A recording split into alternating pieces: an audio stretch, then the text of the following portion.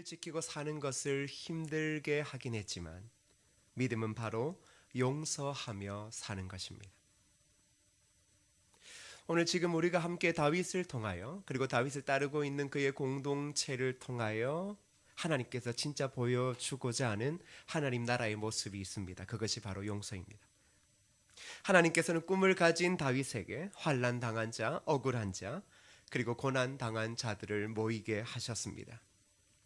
그들로 통해 새로운 나라를 꿈꾸시는 것이었습니다. 그런데 실질적으로 그들의 모습은 꿈을 가진 다윗, 무엇인가 새로운 지도자로 보이는 신선한 다윗과 함께하고 있지만 실질적으로는 광야에서 사울을 피해 끊임없이 고통 가운데 떠돌아야만 하는 상황이었습니다. 어쩌면 그들을 따르는 자들은, 다윗을 따르는 자는 시간이 지날수록 점점점 깊은 수렁으로 빠지는 것과 같은 그런 느낌을 가졌을 겁니다. 그러고 있는 어느 순간 바로 오늘 본문에 나오는 기가 막힌 하나님의 때처럼 보여지는 그런 환경이 그들 앞에 주어집니다. 오늘 본문의 내용 중에 이렇게 말합니다. 다윗의 사람들이 이르되 보소서, 여호와께서 당신에게 이르시기를 내가 내 원수를 내 손에 넘기리니 내 생각에 좋은 대로 그에게 행하라 하시더니 이것이 그날이니이다 하니 다윗이 일어나서 사울의 겉옷자락을 가만히 베니라. 그리고는 그 이후에 다윗이 그 옷자락을 뱀으로 마음이 찔렸다, 이렇게 말합니다. 다윗은 지금 사울의 옷자락 한 줌을 베었습니다. 그런데 그는 마음을 아파합니다. 그리고는 그 공동체 사람들에게 이렇게 말합니다. 여호와의 기름 부음 받은 자를 칠 수 없다. 여러분, 이러한 사건이 지금 진행되어지고 있을 때 과연 그를 따르던 자들은 이 다윗을 어떻게 생각했을까라는 겁니다. 만일 여러분들이 환난 당한 자들이고 고난 당한 자들이고 시대의 큰 아픔을 가지고 있는 자들이 새로운 지도자로 보여지는 한 사람 앞에 몰려 있습니다. 그리고 새로운 나라를 꿈꿀 수 있는 기회가 그들 앞에 왔습니다. 그런데 그들이 믿고 따르고 있는 다윗이 오히려 연약한 모습을 보이고 있다면 여러분들은 과연 어떻게 하겠느냐 말입니다. 그들은 지금 사울에 의해서든지 아니면 다른 정치적인 문제 때문인지는 몰라도 환난을 당하고 있습니다. 환난을 당한 자들은 새로운 나라를 꿈꿉니다. 새로운 세상을 꿈꾸지 않겠습니까? 그래서 다윗이란 인물을 쫓아오고 다윗에 대한 이야기를 들었을 겁니다. 그리고 경제적인 위기로 자신의 가족의 삶의 길이 끊기고 동일한 사람이 아닌 돈으로 인해 노예로 전락할 수밖에 없는 자들이 그곳에 몰려왔습니다. 그들은 다윗을 통해 인간다움을 찾고자 했을 겁니다. 그런 나라들을 꿈꾸었을 겁니다. 그들에게는 사울 왕이나 아니면 정치와 경제적 모순에 의한 시대 상황에 대한 분노는 적어도 그를 따르고 있는 모든 사람들은 가지고 있었을 겁니다. 그런 공동체가 생각하는 건 뭐겠습니까? 바로 이 사울의 나라를 전복하고 새로운 나라가 도래해야 된다. 그리고 그 나라가 도래하기 위하여 우리는 놀라운 영적인 지도자 다윗을 가지고 있다. 그런데 그들은 실질적으로 다윗이 기름을 부음받았다, 이런 것에는 큰 관심이 없었을 겁니다. 무엇보다 다윗은 골리앗을 쳐서 이겼다라고 하는 그 소문, 그 능력을 그 공동체의 모든 사람들이 믿고 있었고, 이런 다윗이라면 새로운 나라, 억압당하지 않고 내 분노를 해결할 수 있는 그 나라가 돌아야 할 것이다, 그렇게 생각할 수 있었을 겁니다. 지금 우리가 처하고 있는 상황이 꼭 이런 것 같지 않습니까? 무능한 정치인들, 자신들의 이익에만 눈먼 경제인들, 그 속에서 그저 서민이라 불리는 우리들은 우리의 전 삶을 이 나라와 그리고 직장에 바쳤습니다. 국가를 위하여 살라라는 말은 대한민국에서 그 옛날부터 우리의 존재 이유는 국가를 위하여 우리 자체는, 우리의 가정 희생되는 것쯤은 아무렇지도 않게 생각했고, 직장을 위해서도 우리의 가족이, 우리 아버지가 희생하고 큰 병에 빠지는 것도 전혀 문제가 없다라고 생각했습니다. 근데 실질적으로 남는 건 무엇입니까? 국가가 우리를 인정해 주지 않습니다. 평생 내 젊음을 들였던 그 직장이 우리를 인정해 주지 않습니다. 오히려 어느 순간에 우리는 태물 기계가 되었습니다. 그리고는 국가에서도 뒤처지고 사회에서도 직장에서도 점점 잊혀져 가는 사람들이 되었습니다. 그런 자들에게 나타나는 건 무엇입니까? 분노입니다. 억울함입니다. 다윗을 따르는 자들에게도 동일하게 그런 것들이 있었습니다. 그 시대의 사람이나 오늘 우리나 무엇을 원합니까? 새로운 나라를 꿈꿉니다. 새로운 나라가 왔으면 좋겠다. 또 어떠한 이들은 그 나라가 도래할 수 없음을 알기에 세상을 등지기도 합니다. 또 어떤 이들은 차라리 종교에 심취하여 자신의 삶을 이제 종교인으로 살아가기도 합니다. 그 옛날이나 지금이나 변함없는 건 완벽한 나라는 존재하지 않다라는 겁니다. 그러면서 늘 언제나 많은 사람들은 그 완벽한 나라처럼 보이는 곳에서도 환난당하고 고통당하고 결국은 사회에 아무런 주목도 받지 못하는 사람들이 있게 되어지고 그들은 분노를 가지고 있다는 겁니다. 그래서 늘 언제나 사람들은 새로운 나라를 꿈꿉니다. 여러분도 그렇지 않습니까? 늘 언제나 대한민국의 새로운 나라를 꿈꿉니다. 더 이상 환난당하는 자나 돈으로 인해 노예와 같은 삶으로 전락하는 일이 없는 그런 나라를 지금 우리는 꿈꾸고 있습니다. 다윗과 함께한 이들도 똑같았습니다. 그들에게 이제 그 새로운 나라가 눈앞에 다가왔습니다. 바로 그들이 의도하지 않았고 그들이 그물을 치지 않았는데 사울이 자신의 개인적인 일로 그들이 숨어 있는 곳에 왔던 것입니다. 그때 그들의 생각은 이것이야말로 하나님께서 이제 다윗을 통하여 새로운 나라를 만드실 가장 중요한 은혜의 때라고 생각했을 겁니다. 그런데 그 모두가 그렇게 생각하고 있을 때 다윗은 어느 누구보다 그 사건을 단호하게 처리하기를 바라고 있을 때 다윗은 고작 사울의 옷자락을 조금 베었습니다. 그리고는 바로 마음이 찔려 했습니다.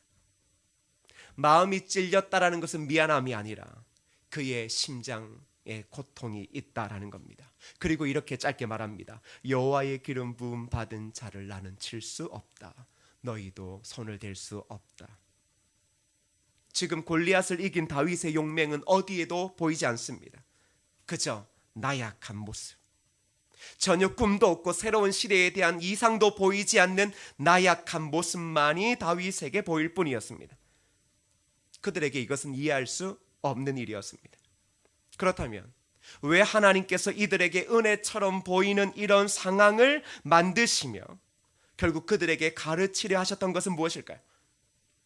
만일 하나님께서 무엇인가를 가르치는 것이 너희에게 하나님의 은혜의 때가 왔으니 이제 너희가 사울의 목을 쳐서 이제 새로운 나라를 만들라라고 성경은 기록하지 않습니다.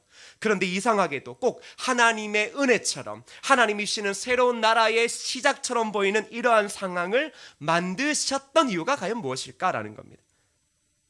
도대체 다윗과 함께 그리고 그를 따르고 있는 환난당한 자, 빚진 자, 마음이 원통한 자와 함께 만들어 가실 하나님의 나라는 과연 어떤 모습이기에 지금 이 은혜로 치부할 수 있는 이 상황을 통해 가르치려고 했던, 정말 그들로 통해 보여줘야 될 하나님의 나라의 진면목은 무엇이었느냐라는 겁니다.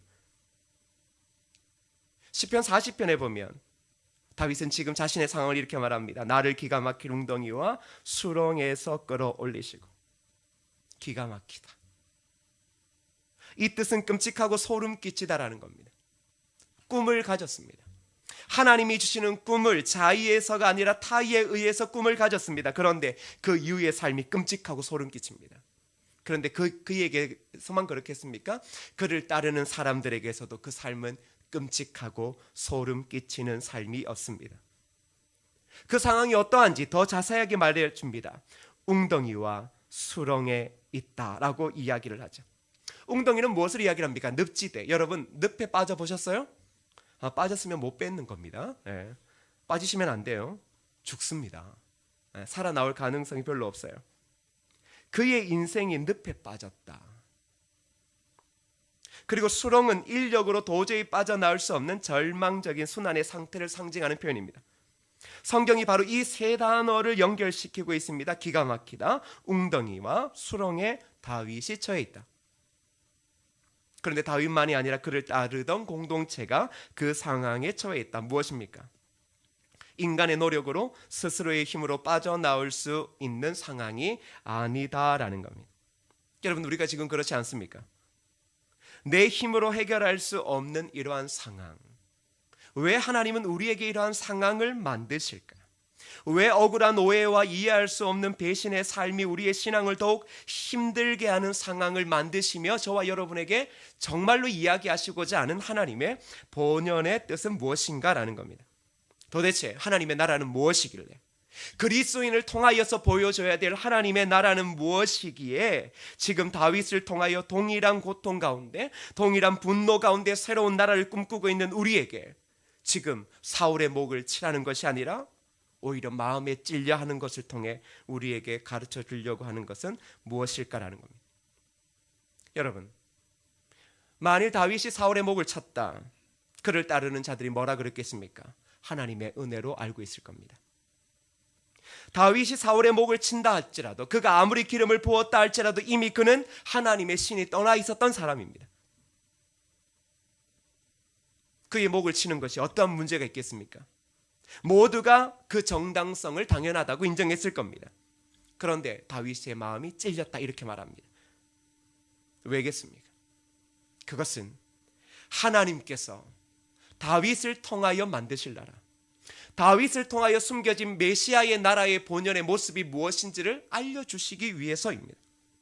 그의 후손들에게 이제 내가 다윗을 통하여 보여줄 하나님의 나라는 어떠한 나라인가를 보여주고 싶었기 때문입니다. 그건 무엇입니까? 바로 용서의 나라입니다. 다윗의 찔림 속에는 용서가 있었습니다. 그런데 그 용서는 쉽지 않았습니다. 우리가 용서할 수 없는 자를 용서할 때 여러분 어떻습니까? 아까 그 아버지를 기억해 보십시오. 용서할 수 없는 자를 용서할 때 여러분 감정이, 보이지 않는 눈물이 올라오지 않겠습니까? 왜요? 그동안 모든 억울함과 고통과 깊은 수렁에서 그토록 힘들어했던 그 모든 것들이 또 오르기 때문입니다. 다윗이라고 왜 그것이 없었겠습니까? 여호와의 기름 부음 받은 자를 칠 수 없다. 그러나 실질적으로 그의 욕망은 그를 치고 싶었을 겁니다. 그를 친다라고 해도 아무런 문제가 없었을 것입니다. 그런데 하나님께서 그의 마음에 찔림을 신 이유는 무엇입니까? 하나님의 나라는 사람의 목을 쳐서 만드는 나라가 아니다. 아무리 너희가 마음이 원통하고 너희가 사회와 국가에서 버림받아 노예가 되어지고 자녀를 잃어버리고 그래서 마음에 분노가 있다 할지라도 너희가 만들 나라는 사람의 목숨을 빼앗아 너희의 분노를 표출하는 그러한 그 나라가 아니라 너희의 삶의 사울과 같은 사람, 너희를 기가 막히고 웅덩이와 수렁에 너희들의 삶을 다 밀어넣었던 그 사람들, 너희를 압제하고 자유를 뺏고 이름을 뺏고 가족을 뺏고 꿈을 뺏어 너희들의 삶에는 분노밖에 안 남게 했던 그 자들을 용서하는 것, 그것이 바로 내가 다윗과 너희와 함께 세울 하나님의 나라다. 그것이 하나님을 따르는 믿음이고 이것이 바로 너희를 통해 온 이스라엘 백성들과 그리고 믿음의 후손들에게 보여줄 메시아의 나라라는 것입니다. 우리는 이런 생각을 할 수 있습니다. 뜻이 있는 곳에 길이 있다 이렇게 생각할 수 있습니다. 다시 말하면 뜻이 있으면 밀어붙여도 된다. 지금 이들은 그런 상황이었습니다. 다윗에게 기름 부어진 뜻만 생각해보면 이들이 어떻게든 밀어붙여도 큰 문제가 되지 않습니다. 사울을 죽이든 요나단을 죽이든 사울의 모든 정치적인 세력을 다 끊어내든 전혀 문제가 되지 않았습니다. 그런데 다윗이 마음에 찔렸습니다. 옛날 우리의 말에 길 아니거든 가지 말라 이런 말이 있습니다. 무슨 말입니까? 아무리 뜻이 오라도 그 길이라는 것이 하나님의 말씀과 맞지 않으면 가지 말라는 겁니다. 후회도 하지 말라는 겁니다. 그런데 우리는 어떠한 마음을 가집니까? 새로운 나라, 새로운 시대를 위해서는 뜻이 있으니, 거룩한 명분이 있으니 밀어붙이는 것이 무엇 그렇게 문제가 있는가? 사람 좀 죽어나가는 것이 모든 역사 가운데 새로운 나라를 만들 때 있어 왔던 것 아닌가? 그것은 세상의 정치입니다. 세상은 그렇게 서로를 세뇌하며 그렇게 새로운 세상을 만들어 간다라고 이야기를 합니다. 그러면서 사람을 죽여가면서 새로운 나라를 만들고 그 속에 사랑이 있고 배려가 있고 용서가 있다라고 말하지만 실질적으로 그들은 이미 폭력을 정당화하는 순간 사람에 대한 생명의 가치는 절대 그들에게 두지 않는 겁니다. 바로 지금 하나님께서 이걸 가르치고 싶은 겁니다. 마음에 찔려야 된다. 하나님이 아무리 좋은 뜻을 주더라도 그 길이 하나님의 뜻이 아니면 더 이상 밀어붙이지 말라라는 겁니다. 왜입니까? 그럼 어떻게 새로운 나라를 만듭니까? 새로운 나라는 우리가 만드는 게 아니라 하나님이 만들어주시는데 어떤 나라입니까? 너희들이 보여야 할 것은 정치적으로 대단한 집단이 되는 게 아니라 다른 것이 아니라 뭡니까? 용서를 보여주라. 여러분, 마음에 분노가 있는 자들이 정권을 잡았다고 생각해 보십시오. 상식적으로 어떠한 일이 벌어지겠습니까? 억울하고 오래도록 감옥에만 있었고 그렇게 오랜 세월을 보냈던 사람들이 결국은 새로운 시대를 맞이해서 자신들이 일할 수 있는 때가 되었습니다. 그런데 해결되지 않는 분노가 있으면 어떤 일이 벌어지겠습니까? 생각하지 않아도 뻔하지 않습니까? 하나님이 지금 그걸 가르치는 겁니다. 야, 너 세상에서 억울할 만하지. 모든 것 다 뺏겨서 마음에 분노 일어날 만하지. 그런데 너희가 만들 나라, 너희들의 분노를 표출하며 너희들에게 뜻이 있으니까 사람쯤이야 라고 생각하며 밀어붙일 그런 나라 아니다라는 겁니다. 너희들이 보여줄 나라는 메시아의 나라인데 그 나라는 너희들을 기가 막힐 웅덩이와 수렁에 빠진 자들을 오히려 용서하고 품으로 안는 나라다. 지금 그것을 그 공동체들에게 가르치고 있는 겁니다. 이 메시아의 나라의 위대한 모습은 십자가에서 명확하게 보여집니다. 누가복음 23장 34절을 보세요. 이렇게 말하죠. 이에 예수께서 이르시되 아버지 저들을 사하여 주옵소서. 자기들이 하는 것을 알지 못함이니이다 하시더라. 그들이 그의 옷을 나눠 제비 뽑을세. 우리 구주께서 십자가에서 죽으실 때 짧은 몇 마디의 말씀 중에 참 마음에 오래도록 와닿는 게 뭐냐 그러면 저들을 사하여 주옵소서. 저들은 누굽니까? 용서받을 수 없는 죄인들입니다. 인간의 잔인함을 그대로 십자가에서 드러낸 사람들입니다. 그런데 주님께서 뭐라 그럽니까? 저들을 사하여 주옵소서. 저들을 사하여 주옵소서. 예수님이 십자가에 박히셨을 때 어떤 사람들은 네가 하나님이라 그러지 않았느냐? 너 십자가에서 내려와서 이 모든 상황을 전복시켜봐라. 주님은 그렇게 하실 수 있었습니다. 다윗도 그렇게 할 수 있었습니다.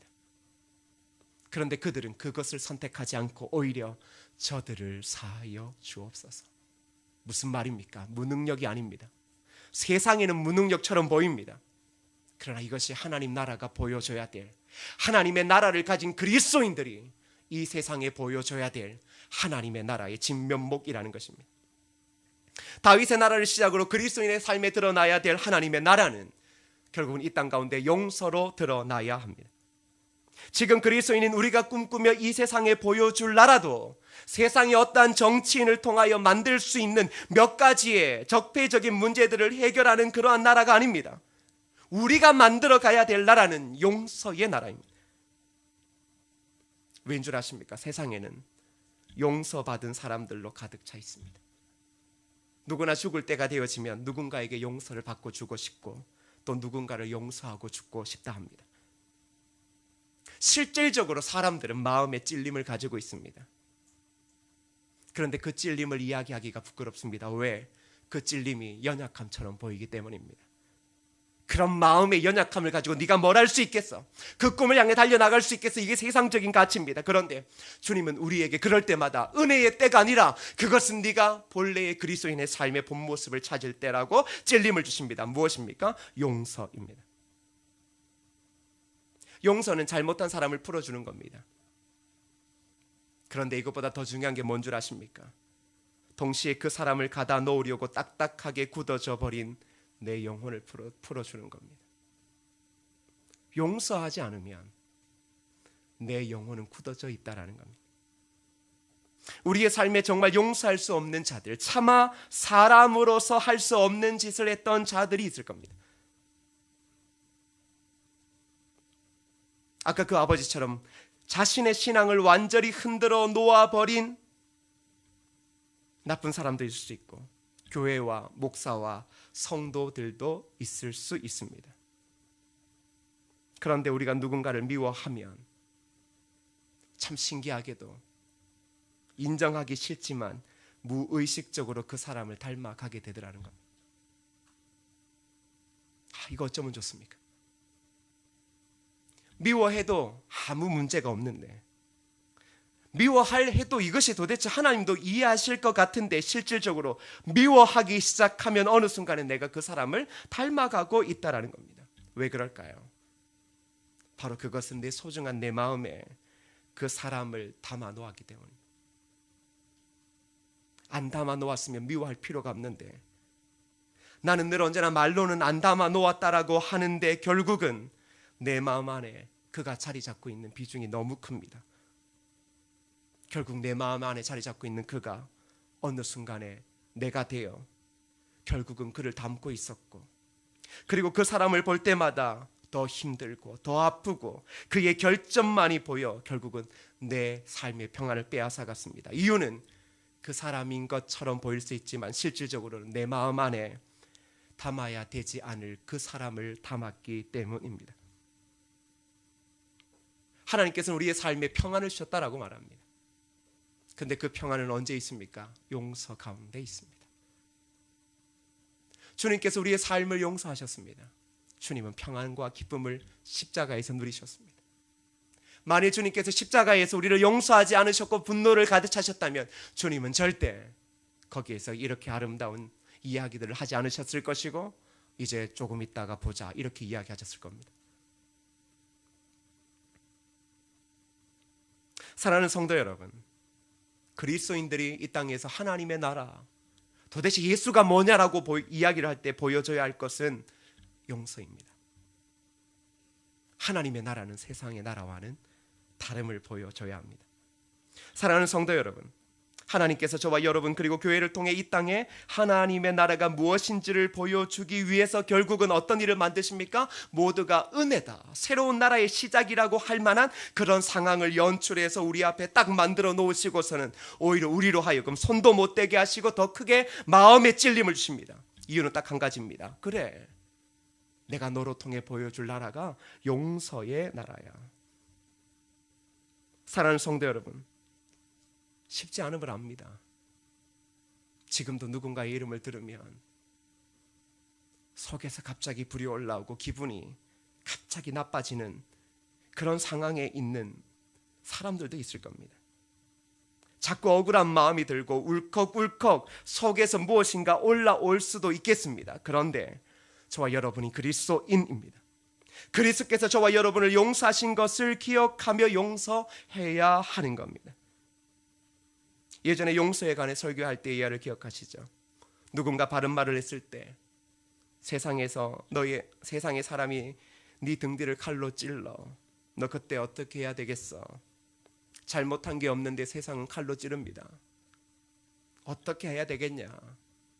그때 그 선생이 칼을 빼내어 깨끗이 닦고 다시 돌려주며 그동안 얼마나 힘들었어. 그렇게 말하며 그를 품어주는 것, 그것까지 가야 한다. 그게 용서다. 이거 우리 주님의 모습 아닙니까? 오늘 당신의 마음에 가두어 놓았던 그 한 사람을 용서하십시오. 오히려 그를 품어주십시오. 그리스도인은 어머니의 품과 같은 자들입니다. 저와 여러분들은 누군가가 우리를 기가 막힌 웅덩이와 수렁에 평생을 빠뜨려 놓는다 할지라도 그 마지막 날, 우리는 그 속에 있다 할지라도 그 마지막 날 우리를 그토록 힘들게 했던 그 사람이 죽기 전에 우리에 와서 용서를 빌 때, 그때 우리의 삶은 전혀 달라진 게 없을지라도 그 삶의 가장 낮은 자리에서 그 사람에게 팔을 벌려 그를 품어주는 것, 그것이 바로 그리스도인들의 삶에 드러나야 될 하나님의 나라라는 것입니다. 사랑하는 성도 여러분, 이 땅의 모든 이들은 탕자처럼 결국은 집으로 돌아가기를 원합니다.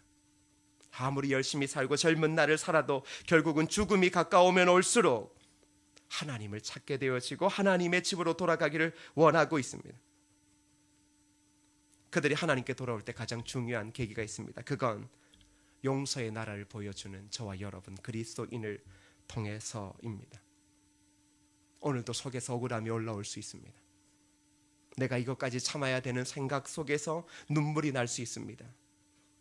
하나님이 이 사람만은 그렇게 생각할 수 있을 것입니다. 하나님 이 기회가 은혜의 때 아닙니까? 라고 생각할 수도 있을 것입니다. 그런데 하나님이 자꾸 우리의 마음에 찔림을 주십니다. 네가 보여줄 나라는 세상 나라의 방식이 아니야. 바로 하나님의 나라, 용서. 그 용서가 있을 때 그제서야 우리가 주님이 주시는 평안함을 누릴 수 있습니다. 가끔 그렇게 말하시죠. 내 안에 평안함이 있다. 남을 미워하는 순간 그리스도의 평안함은 온데간데 없습니다. 마음에 누군가를 자꾸 담아놓고 살지 마십시오.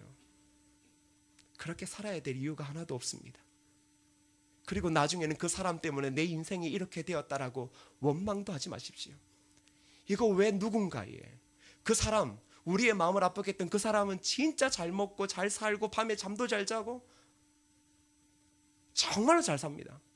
왜 그 사람은 생각도 안 하는데 나 혼자 그 사람을 마음에 담아두고 그 사람처럼 되어져 가냐라는 거죠. 주님 말씀하십니다.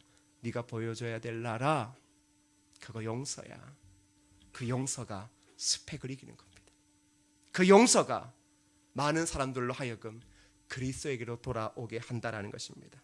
사랑하는 성도 여러분, 우리가 만들어 가야 되고 우리가 점점점 아름답게 써가야 될 믿음의 스토리는 바로 용서임을 기억하시고 그 용서를 통해 저와 여러분의 삶에 끊이지 않는 하나님의 평안과 그리고 이 땅에 하나님의 축복이 임하게 여러분 해야 할 것입니다. 그렇게 다짐하는 저와 여러분 되어지기를 주님의 이름으로 축복합니다. 이 시간 찬양하실 때요, 우리가 좀 주님의 십자가를 기억했으면 좋겠습니다.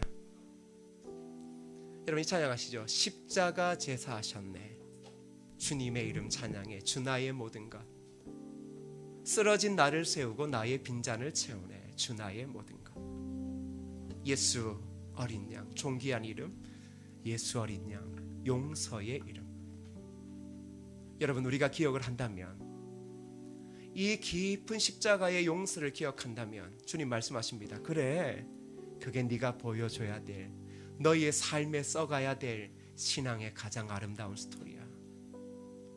이 찬양 부르면서 주님이 우리를 용서하신 것을 기억하고 더불어 우리가 용서의 나라를 이 땅에 만들어 갈 때 여러분 명분, 하나님의 뜻, 정의, 그거 이야기하기 전에 용서해야지.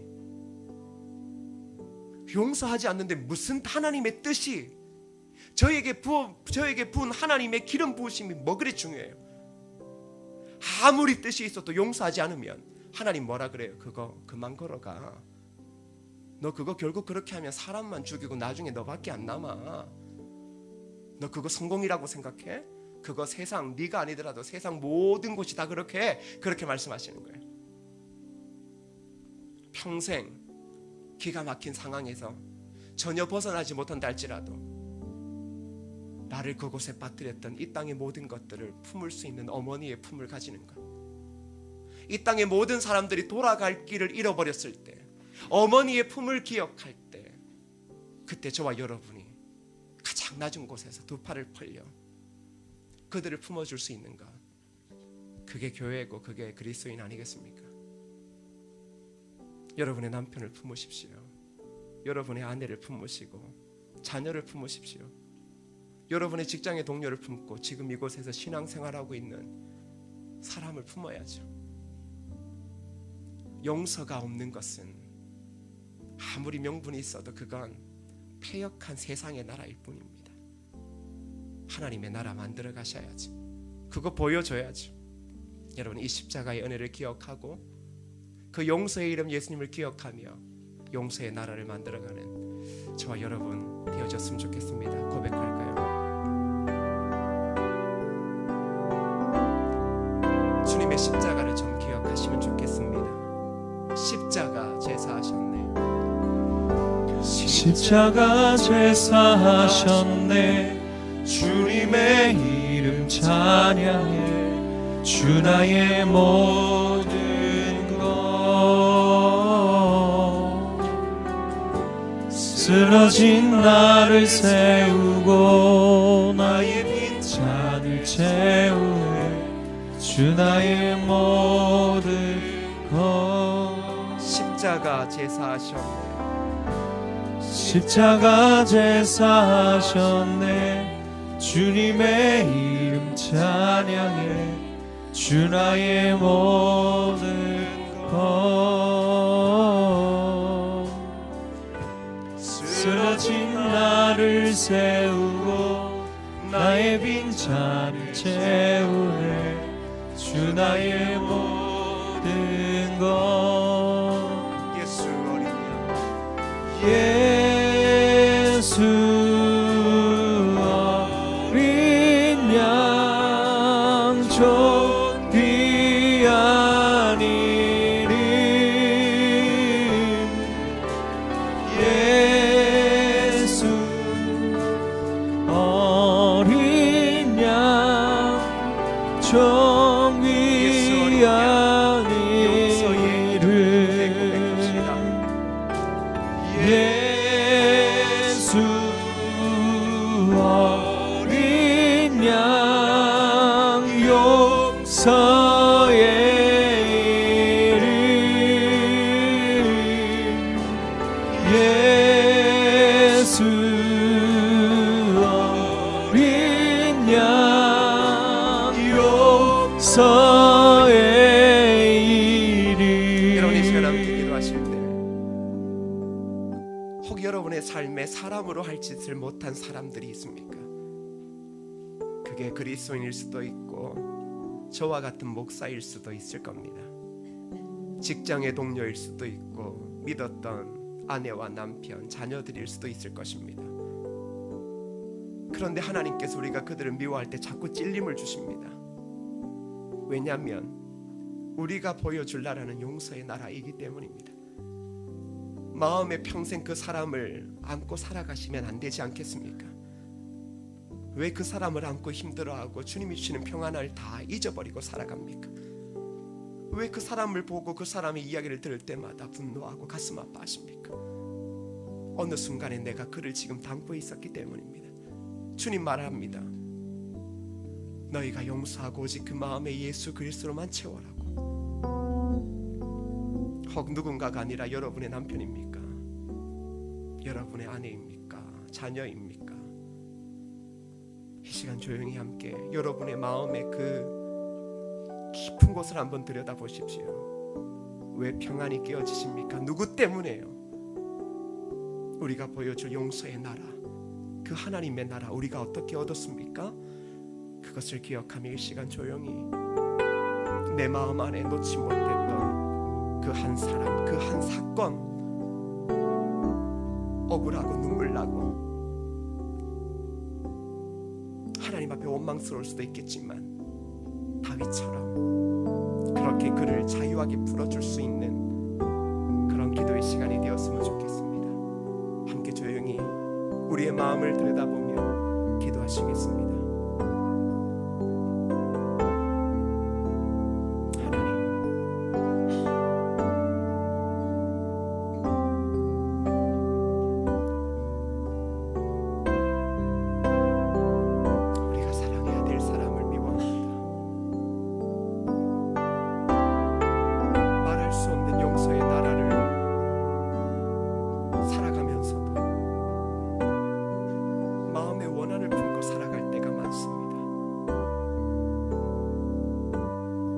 누군가를 죽여서만 새로운 것을 만들어내려고 할 때가 많습니다.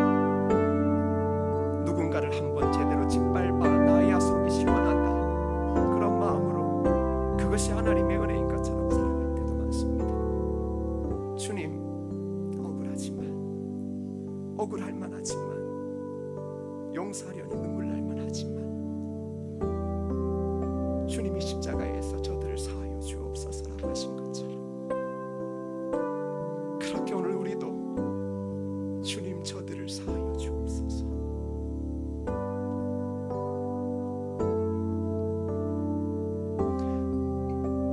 하나님 아버지, 믿음의 스토리를 써가고 있는 귀한 교회와 성도들을 축복하여 주시고 용서의 스토리를 더 아름답게 써갈 수 있도록 도와주옵소서. 우리는 입으로는 누군가를 용서했다, 괜찮다라고 하지만 실질적으로는 마음에, 내 안에 저 깊숙한 그릇에 전혀 용서하지 못하고 그렇게 살아갈 때가 많습니다.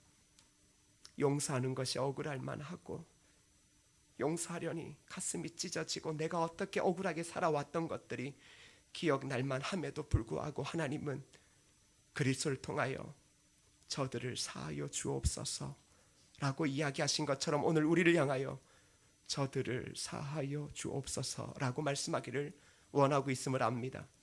우리 교회 공동체가 그런 용서의 나라를 만들어 가게 하여 주시고 이 땅에 거룩한 어머니의 품이 되어지게 하여 주옵소서.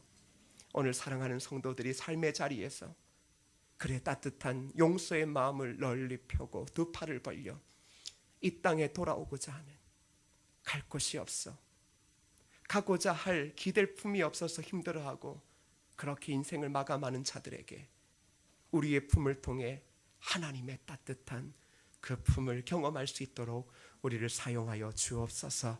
예수님의 이름으로 기도드립니다. 아멘.